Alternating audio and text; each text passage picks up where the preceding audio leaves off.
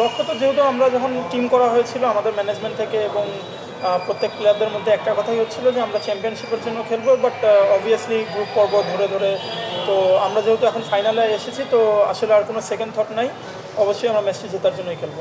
আসলে আমার জানা নেই এই ব্যাপারে, একদমই জানা নেই। কারণ আমি আসলে একটু আগে যে কোশ্চেনটা এসেছিলো রাজশাহীর অতীত নিয়ে, যেটা হলো আমরা রাজশাহী কিংস একবার রানার্স আপ হয়েছিলাম, আমি অ্যাসিস্ট্যান্ট কোচ ছিলাম সেখানে। রাজশাহী রয়্যালস আমরা চ্যাম্পিয়ন হয়েছিলাম, আমি টিম ম্যানেজার ছিলাম। সো সেই পুরনো স্মৃতি আমার সঙ্গে আছে।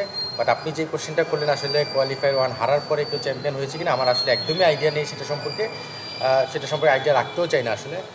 আমার কাছে মনে হয় আমরা নতুন একটা দিন, নতুন একটা ম্যাচ, এবং আকবর যেটা মেনশন করলো যে শুরু থেকে একটা স্বপ্ন নিয়ে আমরা যাত্রা শুরু করেছি, step by step last stage, এবং সেকেন্ড থটের সুযোগ নেই। আর কে কী করেছে, কে কী হয়েছে সেটা আসলে অতীত তার চিন্তা করতে চাই না। নতুন দিন, নতুনভাবে একটা ম্যাচ খেলতে চাই, স্বাভাবিকভাবে চ্যাম্পিয়নশিপের যে লক্ষ্য সেই দিনটা সামনে ট্রফি উঁচিয়ে উন্মোচন করতে চাই। উইকেটের সম্পর্কে যদি বলেন, সিলেটে স্বাভাবিকভাবে আমরা যেরকম উইকেট প্রত্যাশা করি, আমি বলবো যে প্রত্যাশা 100% মিট না করলেও বেশ ভালো মতোই মিট করেছিল। স্বাভাবিকভাবে একটা ভেন্যুতে যখন আপনি 24টা ম্যাচ খেলবেন, সেটা উইকেটের কোয়ালিটি একটু ফল করবে, বাট সেটাও প্লেয়াররা মানিয়ে নিয়ে কিন্তু ভালো খেলার চেষ্টা করেছে, এবং সোফার খারাপ ছিল না আমি বলবো। তবে মিরপুরের যে বিষয়টা ছিল, মিরপুরে কিন্তু আমরা সবসময় একটা ডাউটের মধ্যে থাকি, এবারও তার ব্যতিক্রম না। তবে গতকালকে আমরা যে ম্যাচটা খেললাম সেই উইকেটটা কিন্তু আপনি যদি দেখেন, এই উইকেটে কিন্তু এর আগের দিনও আমরা দেখেছি দুটো 100 হয়েছিল। গতকালকের ম্যাচেও কিন্তু যথেষ্ট ভালো উইকেটই মনে হয়েছে, এবং ফাইটিং স্কোরই ছিল 160+। স্বাভাবিকভাবেই আগামীকালকে নতুন একটা উইকেটে খেলা হবে, আমি যতটুকু জানি একদম ফ্রেশ উইকেট। সো আশা করছি যে গতকালকের উইকেটটা যেমন ছিল বা যেই ধরনের উইকেট আমরা দেখেছি ওই ম্যাচগুলো যেখানে 100 হয়েছে, সেখানে ওই ধরনের একটা উইকেটই প্রত্যাশা করছি। এবং সোফার ঘাসও মনে হয় একটু কম থাকবে, যেখানে সবার জন্যই চ্যালেঞ্জটা থাকবে, এবং স্পোর্টিং উইকেট যেটা আমরা বলি যে টি20 ক্রিকেটে অ্যারাউন্ড 180-200-এর খেলা হয়, ফাইনালটা নিশ্চিতভাবে দর্শকরাও সেটাই চাচ্ছে, আমাদের ক্রিকেট বোর্ডও চাচ্ছে, আমরা অপেক্ষা করছি সেই ধরনের একটা উইকেটের জন্য। না দেখুন, অ্যাজ এ প্লেয়ার প্রত্যেকটা প্লেয়ারই ম্যাচ খেলতে চায়। আপনি আমার কথা বলেন, আমি ম্যাচ খেলতে চাই, স্যার যখন প্লেয়ার ছিল আমি শিওর স্যারও প্রত্যেকটা ম্যাচই খেলতে চাইতো। বাট আপনি যখন একটা টিমে ঢুকে যাবেন, আমার মনে হয় যে টিমের কনসার্নটাই সবথেকে বড় কনসার্ন হয়ে থাকে, এবং আমি শিওর আমাদের টিম ম্যানেজমেন্ট যেগুলো ডিসিশন নিচ্ছে প্রত্যেকের সাথে খুবই ওয়েল কমিউনিকেশন হচ্ছে। কে কেন খেলছে, কি রোলে খেলছে, অথবা কেউ খেলতে না পারলে কেন খেলতে পারছে না, লজিকটা কি, এগুলো সব প্লেয়ারকে ক্লিয়ার করে দিচ্ছে। তো আমার মনে হয় যে ওই জায়গা থেকে খুব ভালো একটা পরিবেশ আছে টিমের মধ্যে। যেটা বললেন যে মন মানসিকতা খারাপ আছে কি না, আমি বলবো যে না, যখন আপনি ম্যাচ খেলবেন না তখন একটু খারাপ লাগবে, বাট টিমের কনসার্নে অথবা গ্রেটার কনসার্নে যেহেতু টিমের পরিবেশটা খুব ভালো আছে, সবাই খুব ভালোভাবে এটাকে অ্যাডজাস্ট করে নিচ্ছে। বলো, তুমি আগে বলো। না দেখুন, আমার মনে হয় যে এটা তো আসলে আমাদের হাতে নেই। এটা আমার মনে হয় যে মিডিয়াদের জন্য এবং ফ্যানদের জন্য অনেক ভালো একটা বিষয় হয়ে থাকে প্রত্যেক বছরই, বাট বিভিন্ন কারণে হয়তো এটা হয়ে উঠতে পারেনি। বাট আশা করি নেক্সট ইয়ার থেকে এটা আর এই প্রবলেমটা আবার হবে না কখনো, ইনশাল্লাহ। দর্শকরা এবং মিডিয়া যেভাবে সবসময় এটাকে এক্সপোজার দেয়, আমার মনে হয় যে এটা নেক্সট ইয়ার থেকে থাকবে। বাট যেহেতু হয়নি, এটা আসলে আমাদের কন্ট্রোলে কিছু নেই, এটা ক্রিকেট বোর্ড ভালো বলতে পারবে।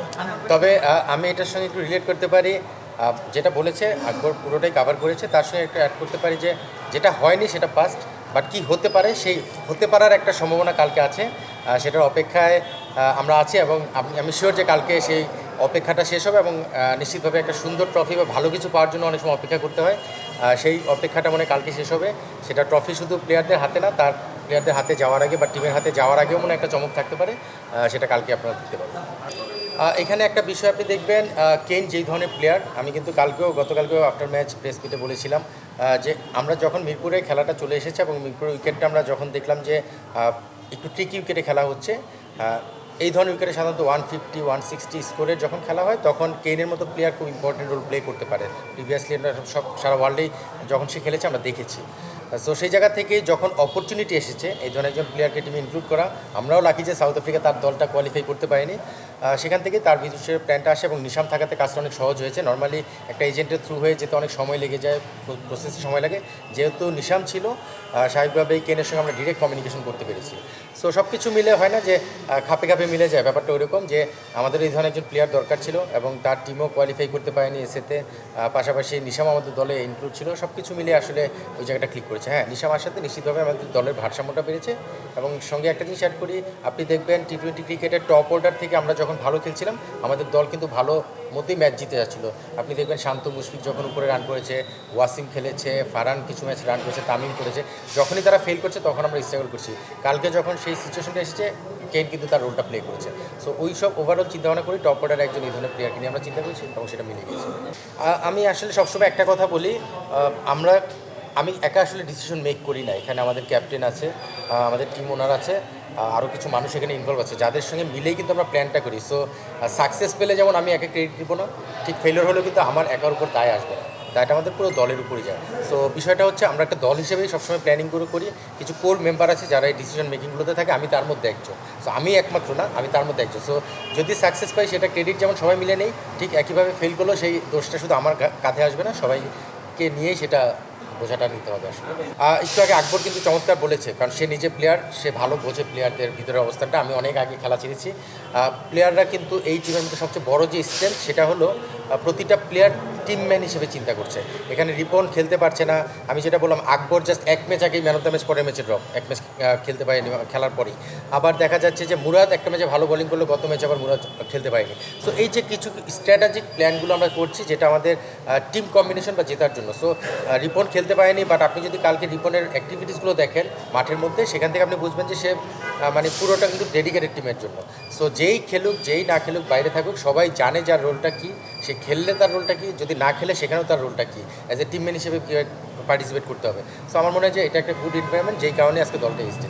মোটেও না, অনেস্টলি পার্সোনালি আমি অনেক এনজয় করি ফিল্ডিং করা। আমার মনে হয় যে যখন টিম করা হয়েছিল তখন হান্নান স্যার আমাকে বলে দিয়েছিলেন যে সম্ভবত মুশফিক ভাই কিপিং করবে মোস্ট অফ দ্য টাইম, তো তোমাকে ফিল্ডিং করতে হবে। তো আমি এবং খুব ভালোভাবে, কারণ আমি এর আগেও অনেক জায়গায় ফিল্ডিং করেছি এবং আপনি দেখুন NCL বলেন বা BCL বলেন, অনেক জায়গায় কিপিং করি, তো ওই জায়গায় ফিল্ডিং করা হয় না। তো BPL এ ফিল্ডিংয়ের সুযোগ আসছে, তো আমার মনে হয় যে এটা আমার জন্য একটা ভালো জিনিস, টু শোকেস যে আমিও ভালো ফিল্ডিং করতে পারি। তো আমি অলওয়েজ এনজয় করি এবং এটা নিয়ে মানে বিন্দুমাত্র রিগ্রেট নেই। প্রথমে যদি বলি আমি দেশের নাগরিক, দেশের জন্য যেটা ভালো হবে সেটার পক্ষে আমরা সবাই। এখন দেশের যারা কর্তা তারা যদি কোনো সিদ্ধান্ত নেয় সেটা দেশের ভালো চিন্তা করে, সেই নাগরিক হিসেবে আমাকে সেটা মেনে নিতে হবে, অ্যাপ্রিসিয়েট করতে হবে, সেটা হলো একটা বিষয়। আপনি যদি ক্রিকেটার হিসেবে আমাকে বলেন, আমি নিজে ওয়ার্ল্ড কাপ খেলেছি, যদিও T20 না, ওয়ানডে ওয়ার্ল্ড কাপ খেলার যে স্বপ্ন, এটা অন্যরকম একটা ফিলিংস, ইমোশনের ব্যাপার, এবং পাশাপাশি নিজেকে পারফর্ম করার অনেক কিছু বিষয় থাকে। সো ওই জায়গা থেকে অ্যাজ এ প্লেয়ার মন খারাপ করার বিষয়। আর সিলেক্টর হিসেবে, সিলেক্টররা তো বেসিক্যালি টিম সিলেকশন করে, যে সিলেকশন যারা করে সেটা ডিফারেন্ট বিষয়। আসলে সিলেক্টর বা প্লেয়ার ওই সব কিছুর বাইরে আমি সবার উপরে যেটা দেখতে চাই বাংলাদেশ, যে বাংলাদেশের একজন নাগরিক হিসেবে আমার দায়িত্ব দেশ যেটা চায় সেটার সঙ্গে তাল মিলিয়ে সেটাকে সাপোর্ট করে এগিয়ে যাওয়া। সো গভর্নমেন্ট ডিসিশন, আমাদের উপদেষ্টা অলরেডি মেনশন করেছেন, এটা গভর্নমেন্টের ডিসিশন, সেখানে আসলে আমাদের সাইড থেকে আর বলার কোনো কিছু থাকে না। বাট তারপর আমাদের বোর্ড প্রেসিডেন্ট রুল ভাই যেটা বলেছেন, উনি আবার চেষ্টা করবেন। So let's see, hope for the best.